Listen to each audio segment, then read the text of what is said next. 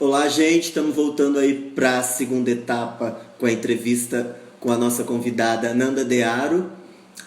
Enquanto ela vai voltando, o pessoal vai voltando também, reforçar o convite e o aviso. Está acontecendo o processo de cadastramento pela Lei Aldir Blanc.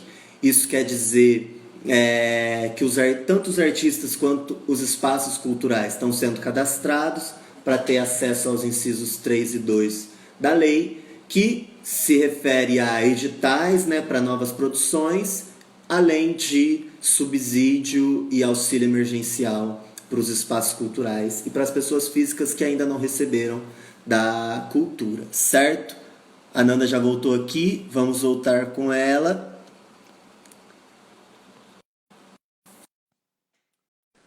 Para a gente ir chegando nos nossos finalmente, nas nossas conclusões e confabulações para o... Yay! Voltou-se. Então, eu preciso refazer a pergunta. Mesmo? Pois é, agora... Agora, para a gente saber qual era a pergunta, a gente estava falando do... Qual era a pergunta? Era um negócio de voz. Eu estava falando sobre a relação de talvez a música, a estrutura da música trazer mais a sensação de profissionalismo do que a estrutura teatral. Era sobre isso ou essa já era outra pergunta? Não, acho que eu lembrei. Você perguntou quanto de uma voz boa É verdade. é encorajamento. Aê! Isso. Oh, Boa, a Rafa já confirmou. obrigada, O quanto da voz bem Rafa postada é segurando a nossa encorajamento. mão ali, ó. Beleza. Olha, então, a voz é a gente, sabe? Cada vez mais eu me convenço disso. Que você aprende um instrumento, eu acho que a gente se esconde um pouco. Está me ouvindo? Você está travadinho para mim. Tá bom. Então eu acho que o instrumento ele te permite se distanciar um pouquinho, sabe? Você pode tocar um objeto. Claro, os excelentes instrumentistas, eles têm um instrumento como não é isso, não estou colocando num lugar melhor ou pior. Mas a voz ela reflete você, o que você está sentindo, tudo que você passa, você falou assim. Às vezes a gente tá com uma sensação ruim e aquilo é um nó na garganta, né? E vem, a gente sente na garganta. Então, tudo influencia a nossa voz, a maneira como a gente fala é a maneira que a gente vive. É isso, sabe? Então, eu acho que na verdade, a sua conexão com a sua voz e descobrindo e se permitindo descobrir, porque também tem isso. Às vezes a gente fica num lugar de vergonha, de desafinei, não respirei direito, e fica nisso. Falo isso por experiência própria. Eu preciso ter sempre a minha mestra ali falando calma. Mas eu acho que esse processo de descobrir a sua voz, esse processo de expandir a sua voz, é um processo também de expandir o que você tem a dizer, de se conectar com você mesmo, sabe? De pôr para fora suas emoções. E eu acho que eu não consigo dissociar essas duas coisas. Eu acho que a técnica vem, claro, porque a gente nem sempre tá super feliz e tem que cantar e tem que dar um texto bem dado. Mas quando a gente se entende, a gente se aceita, melhor a gente fala, melhor a gente canta. Dizem no teatro que as boas atrizes e os bons atores são os mais velhos. Porque muito provavelmente eles vão, conforme o tempo vai passando, a gente vai perdendo a preocupação de agradar o outro, né? E entrando em contato com a gente, que é esse o exercício. Então, massa demais. Eu corro da minha voz, mas eu vou pegar coragem, vou marcar uma aula com certeza com você. Me diz uma coisa. Eu queria que você falasse um pouco da pesquisa, né, da Cia Balafuda e de qual a importância da arte no ambiente escolar. Valber, você está completamente travado para mim. Você está embaçado e você está falando tudo travando. Tá, vou falar de Mais novo para alguém ver está se... vendo isso ou sou eu? Bom, vou repetir. Eu queria Uhum. eu acho que é importante a gente falar um pouco sobre a pesquisa da Cia Balafuda e como você enxerga a importância da arte no ambiente escolar. Você que tem essa vivência bastante presente. Tá. Então, a minha vivência na Balafuda, né? Uma coisa Peguei levou só a esse outra. ponto de Então, eu, referência, mas é professora, principalmente para você falar sobre a importância da arte no ambiente escolar, de como você percebe isso. tá. Tem mais de vendo você assim como uma pintura impressionista, sabe? É que eu moro Mas no parque. lá, tudo bem. Vou tentar falar, e você vai, se for travando, você me fala, tá? Mas a Balafuda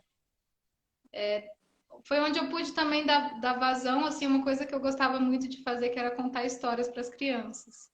Então, contava histórias, sonorizava histórias, sempre gostei de fazer isso com eles. E, e aí a Balafuda foi essa procura também dessas coisas que eram legais em sala de aula, em cena, para mais crianças, né?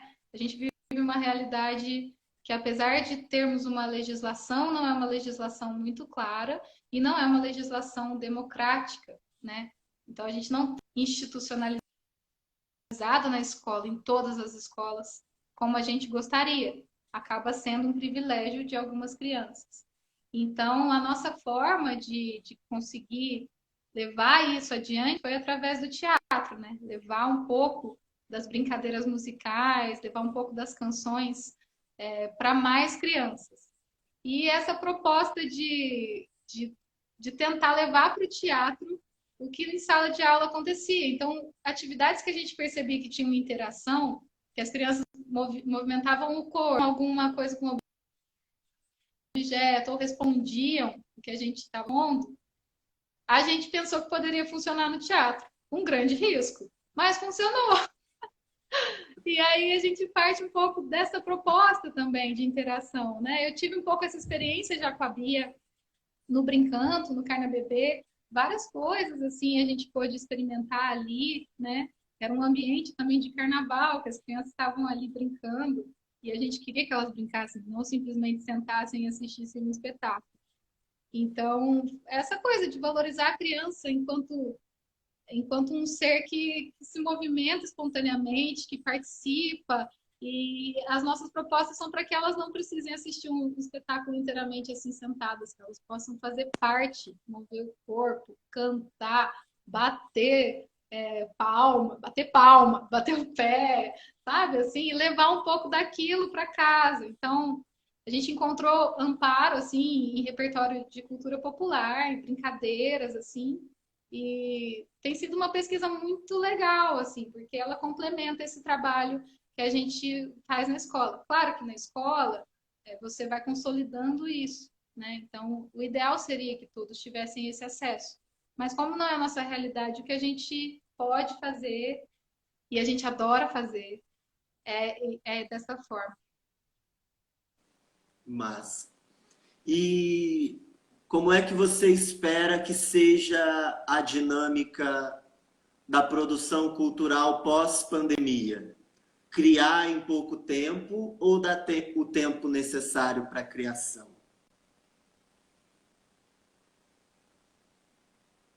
Criar em pouco tempo ou dar o tempo necessário? É que eu sinto que antes da pandemia a gente entrou nesse ritmo frenético dos editais de produzir, produzir, produzir, produzir. E você espera que a pandemia consiga desacelerar esse processo criativo? Ou como você está vislumbrando o pós-pandemia? Olha, quem me conhece, trabalha comigo, sabe que eu sou uma pessoa que gosta muito de ensaio, eu sou uma pessoa para assim ter tempo, ter um cuidado com as coisas, eu gosto disso.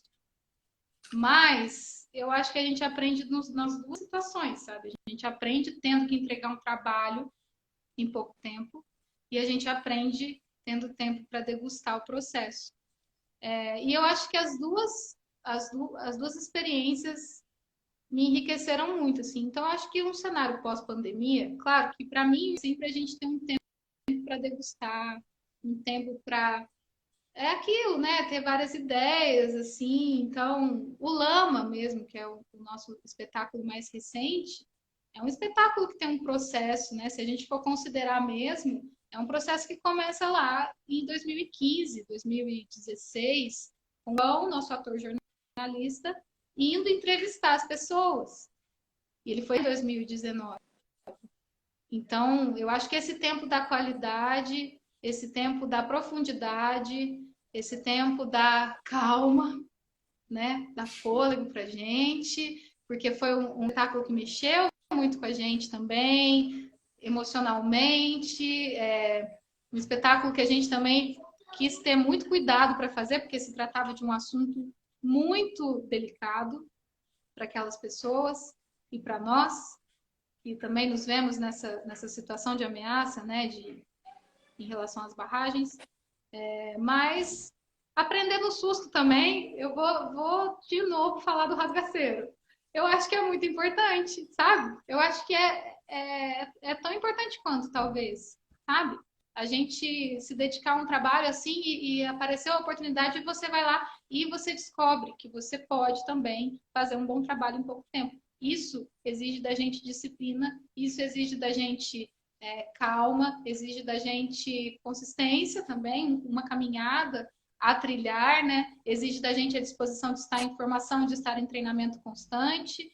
Então, eu acho que os dois processos são importantes. Eu acho que no cenário pós-pandemia teremos os dois. E continuaremos tendo. Maravilha. Arraso. O Rafa mandou aqui que mesmo não sendo cantores, Fernanda nos ajuda a chegar na nossa melhor colocação vocal. E no coro, ou mesmo no individual, fica bem feito e bonito. A Dani também mandou Ô, aqui que foi Rafa, lindo o processo vou do dar um extra, boi. tá? Ela tá Ai, aí, gente, eu só tô me nos divertindo pagamentos. horrores com isso. Que amor.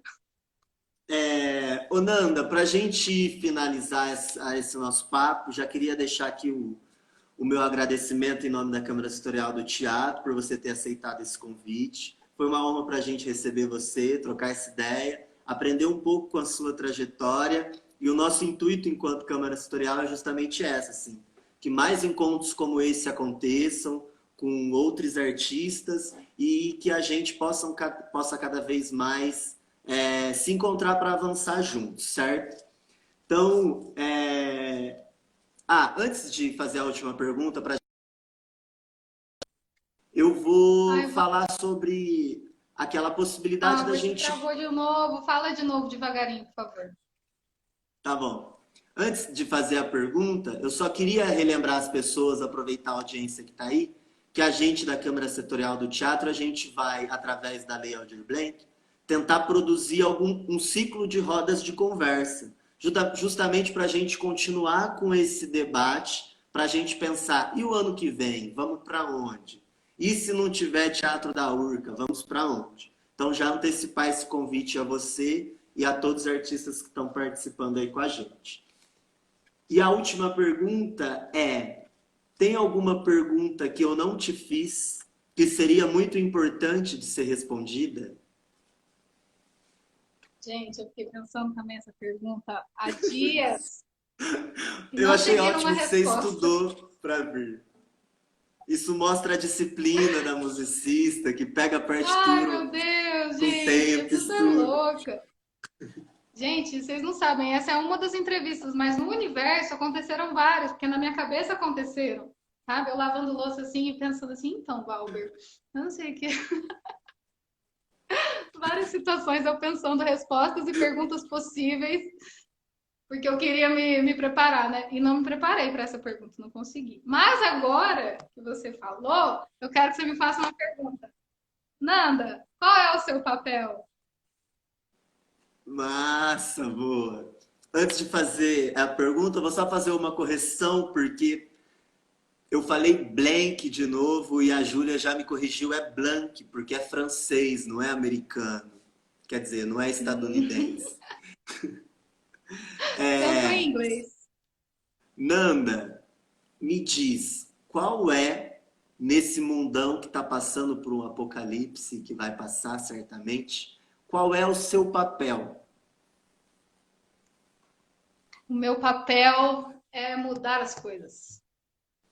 Eu acho que é isso. Me vieram várias respostas, eu pensando aqui em coisas que eu faço, assim, eu gosto muito de mudar as coisas, assim, as coisas que estão muito pré-estabelecidas, elas me incomodam demais. Apesar de eu ser uma pessoa que precisa de materialidade para trabalhar, eu gosto de mudar, eu gosto de inventar, eu gosto de tentar de outro jeito, eu gosto de viver as mudanças que eu acredito para o mundo, em mim. Eu gosto de saber que é possível transformar as coisas. Arrasou. Obrigado demais, Nanda. Eu agradeço mais uma vez. Espero que a gente se encontre aí pelos palcos da vida e dessa nossa Poços de Caldas, que tem tudo para ser uma grande referência. Um beijo para você, boa É noite nóis. Boa e noite, até breve. obrigada. Obrigada a todo mundo aí que participou, que segurou na minha mão, as pessoas que eu contratei para me elogiar. Obrigada, gente. Cachê sai em 15 dias.